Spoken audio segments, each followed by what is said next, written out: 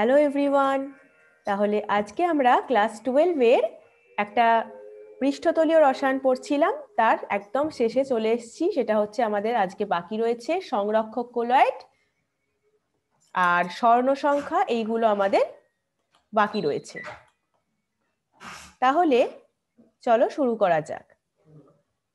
প্রথমে দেখো বলছি সংরক্ষক কোলয়েড, যেটাকে আমরা প্রোটেক্টিভ কোলয়েড বলি।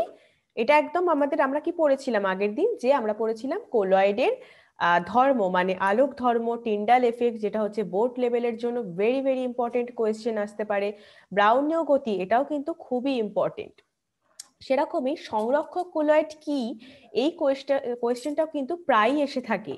সেটা কি দেখো, সেটা হচ্ছে কিছু কিছু দ্রাবক আকর্ষী কোলয়েড আছে। আমরা তো আগেই পড়েছি দ্রাবক আকর্ষী কোলয়েড কি। তাহলে কিছু কিছু দ্রাবক আকর্ষী কোলয়েড আছে যেগুলো দ্রাবক বিকর্ষী কোলয়েডের মধ্যে মিশিয়ে দিলে দ্রাবক বিকর্ষী কোলয়েডটার স্থায়িত্ব যথেষ্ট পরিমাণে বৃদ্ধি পেয়ে যায়। তাহলে কি বললাম না, দ্রাবক আকর্ষী কোলয়েড। দ্রাবক আকর্ষী কোলয়েড তাহলে কারা না, আমরা পড়েছিলাম গাম, স্টার্চ, জিলেটিন ইত্যাদি যে মানে কোলয়েড গুলো, সেগুলো হচ্ছে দ্রাবক আকর্ষীদের মধ্যে পড়ে। মানে বিস্তৃত দশার প্রতি বিস্তার মাধ্যমে তীব্র আসক্তি আছে, সেগুলো হচ্ছে দ্রাবক আকর্ষী। আর দ্রাবক বিকর্ষী পড়েছিলাম যাদের কোনো আসক্তিই নেই, বিস্তৃত দশার প্রতি বিস্তার মাধ্যমের কোনো আসক্তি নেই, সেটা পড়েছিলাম দ্রাবক বিকর্ষী। যেরকম ধরো গোল্ড সল, সিলভার সল, এইগুলো পড়েছিলাম আমরা। মনে পড়ছে তো? তাহলে আমাদের তোমরা যারা ক্লাসটা করোনি এখনো, মানে আমরা দ্রাবক আকর্ষী দ্রাবক বিকর্ষী যে ক্লাসটা পড়িয়েছিলাম, আমি এই ক্লাসের শেষে ডেসক্রিপশনে আমি এই নোটটা তো তোমরা পিডিএফ এ দিয়েই দিচ্ছি, পিডিএফটা ডেসক্রিপশনে পেয়েই যাবে। সাথে পুরো চ্যাপ্টারটার যে প্রত্যেক কটা পার্ট পড়িয়েছি আর কি, পার্ট 1 থেকে পার্ট একদম 7 পর্যন্ত আজকে যেটা হবে, প্রত্যেকটা লিঙ্ক কিন্তু ডেসক্রিপশনে দেয়া থাকবে। যারা ক্লাসটা আগের ক্লাসগুলো করোনি তারা ওখান থেকে চেক করে নিতে পারবে। আর যারা এখনো আমাদের চ্যানেলটা সাবস্ক্রাইব করোনি তারা আর সাবস্ক্রাইব করে নাও জলদি জলদি, যাতে আরো ক্লাস তোমরা খুব তাড়াতাড়ি ক্লাসের নোটিফিকেশন গুলো পেতে পারো। আর ক্লাসটা ভালো লাগলে অবশ্যই লাইক করবে আর বন্ধুদের সাথে শেয়ার করে দেবে, তাতে তোমার বন্ধুদেরও হেল্প হবে। এটাই তো সব থেকে বড় না? তাহলে চলো যেটা বলছিলাম, তাহলে দ্রাবক আকর্ষী কোলয়েড গুলোকে আমরা দ্রাবক বিকর্ষী কোলয়েডের মধ্যে মিশিয়ে দিলাম। তাহলে কি হলো, দ্রাবক বিকর্ষী কোলয়েডের স্থায়িত্বটা বেড়ে গেল। তার মানে কি, দ্রাবক আকর্ষী কোলয়েড কি করলো, হেল্প করলো অনেকটা দ্রাবক বিকর্ষী। মানে ধরো আমি এক্সাম্পল দিয়ে যদি বলি, গোল্ড সলের মধ্যে স্টার্চ মিশিয়ে দিলাম, ঠিক আছে, তাহলে গোল্ড সলের কি হলো, স্থায়িত্ব বৃদ্ধি পেল। সেই দ্রাবক আকর্ষী কোলয়েড গুলোকেই, মানে যে কোলয়েড গুলো মিশিয়ে দিলে স্থায়িত্ব বাড়ে, সেগুলোকেই সংরক্ষক কোলয়েড বলা হয়। সেগুলোকেই দেখো এই যে এখানে বলছি সংরক্ষক কোলয়েড বা প্রোটেক্টিভ কোলয়েড।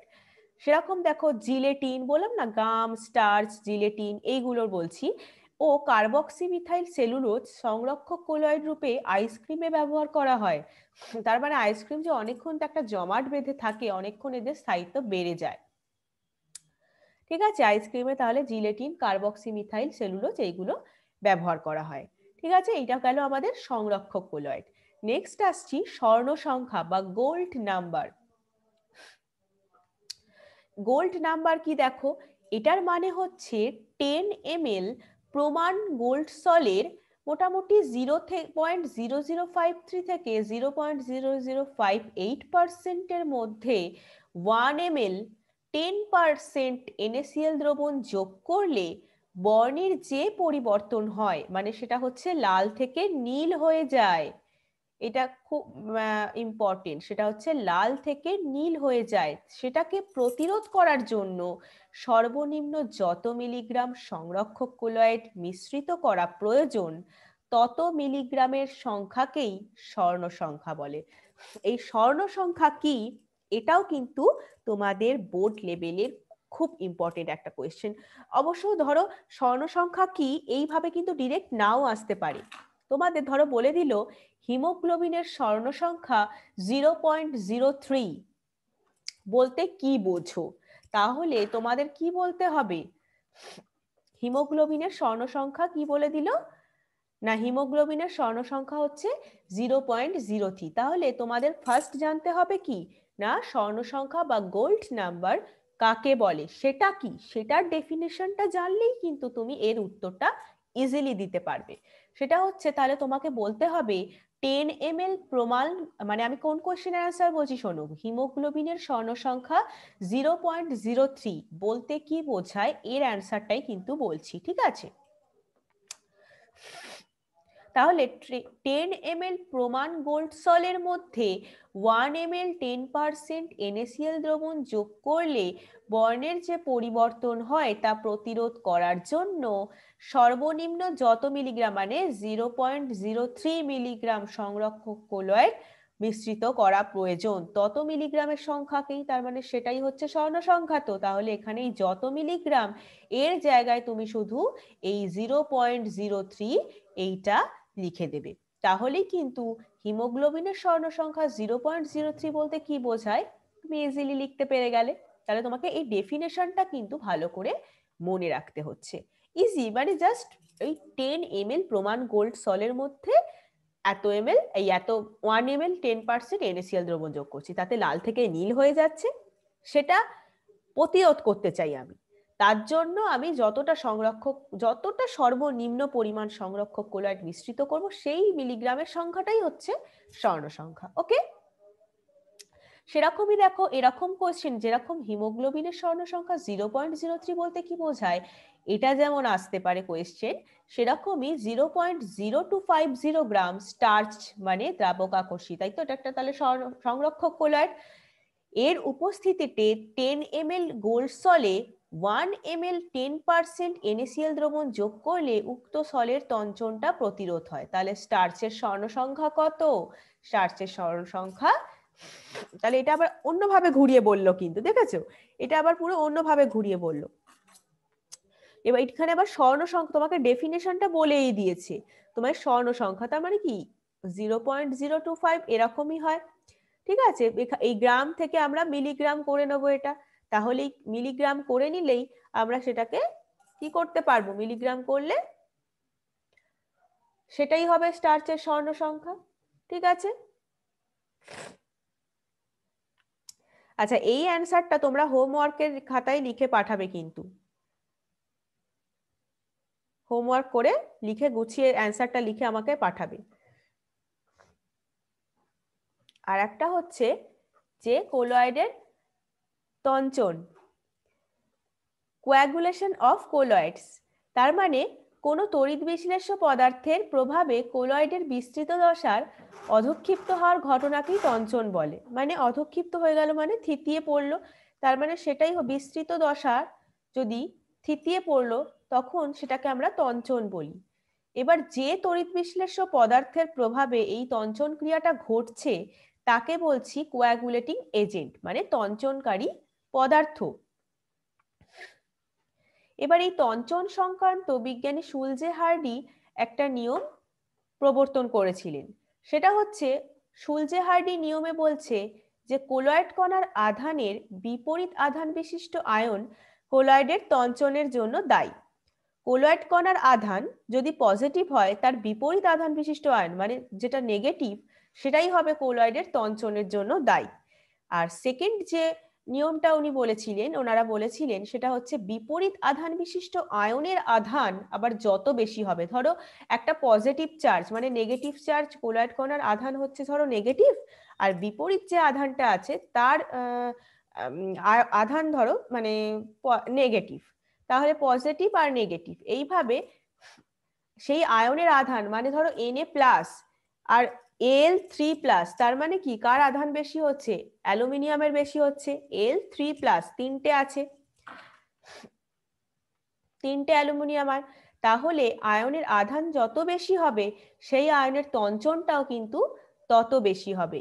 এটা হচ্ছে তঞ্চন সংক্রান্ত শুলজে হার্ডি নিয়ম, এটাও কিন্তু বোর্ড লেভেলের জন্য খুব ইম্পর্টেন্ট একটা কোয়েশ্চেন, এটা 2 মার্কসের আসতে পারে।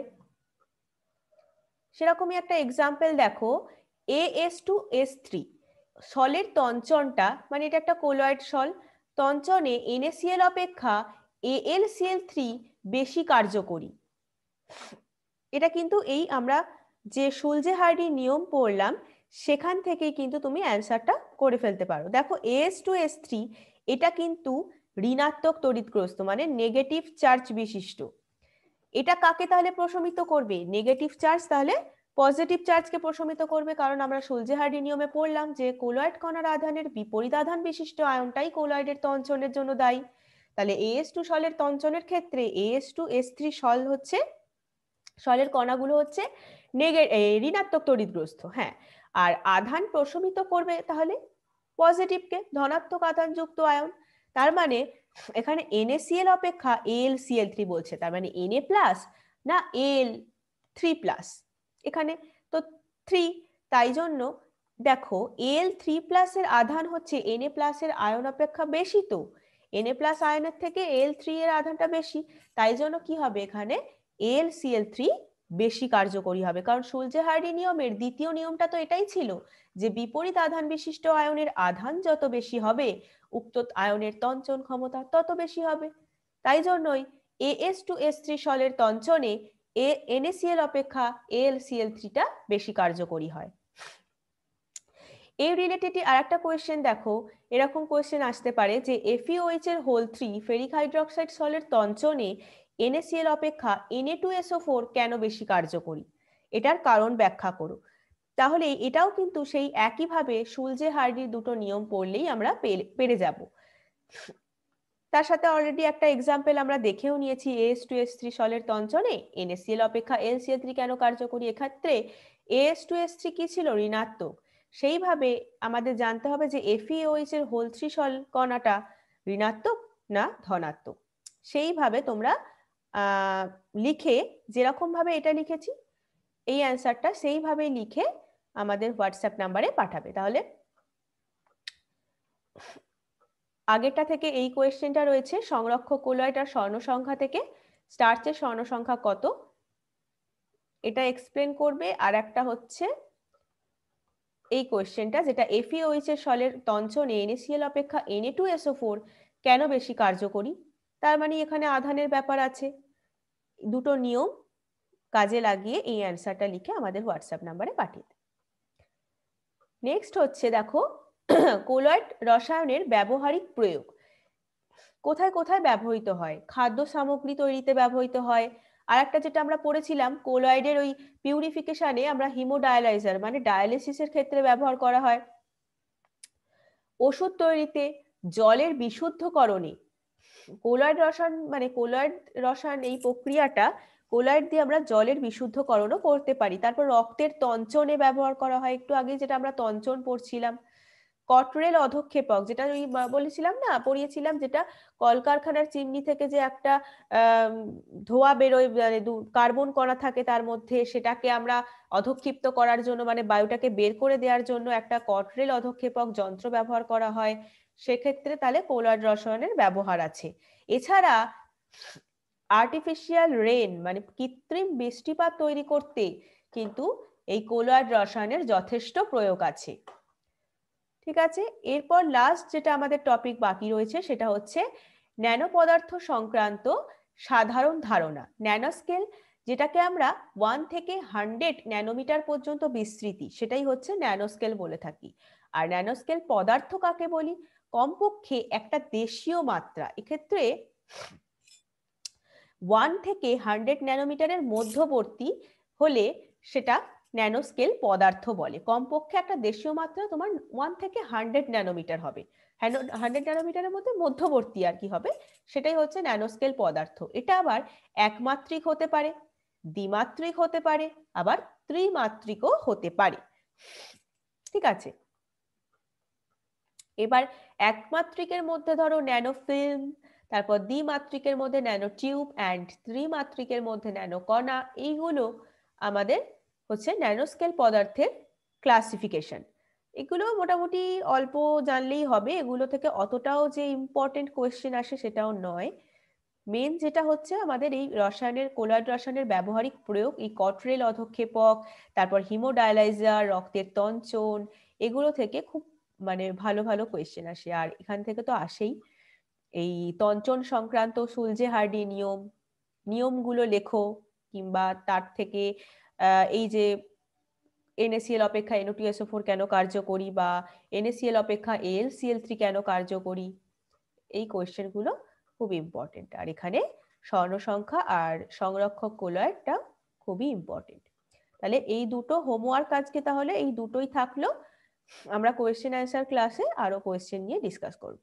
ঠিক আছে, আজকে তাহলে এই পর্যন্তই। Bye, thank you.